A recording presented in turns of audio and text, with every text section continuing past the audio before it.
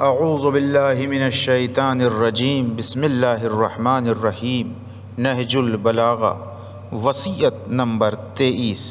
جب ابن ملجم ملعون نے آپ کے سر اقدس پر ضرب لگائی تو شہادت سے کچھ پہلے آپ نے بطور وصیت ارشاد فرماتے ہیں کہ تم لوگوں سے میری وصیت ہے کہ کسی کو اللہ کا شریک نہ بنانا اور محمد صلی اللہ علیہ وآلہ وسلم کی سنت کو ضائع و برباد نہ کرنا، ان دونوں ستونوں کو قائم کیے رہنا اور ان دونوں چراغوں کو روشن رکھنا۔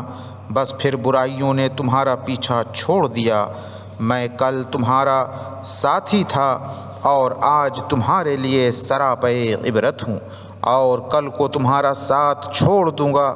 اگر میں زندہ رہا تو مجھے اپنے خون کا اختیار ہوگا، اور اگر میں شہادت پا جاؤں تو موت میری وعدہ گاہ ہے۔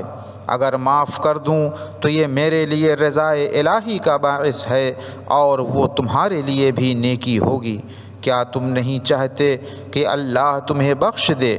خدا کی قسم، یہ موت کا ناگہانی حادثہ ایسا نہیں ہے کہ میں اسے ناپسند جانتا ہوں، اور نہ یہ ایسا سانحہ ہے کہ میں اسے برا جانتا ہوں۔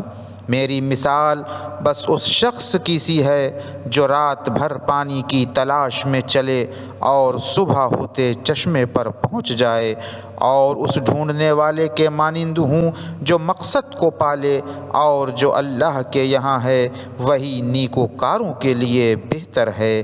وآخر دعوانا ان الحمد للہ رب العالمین۔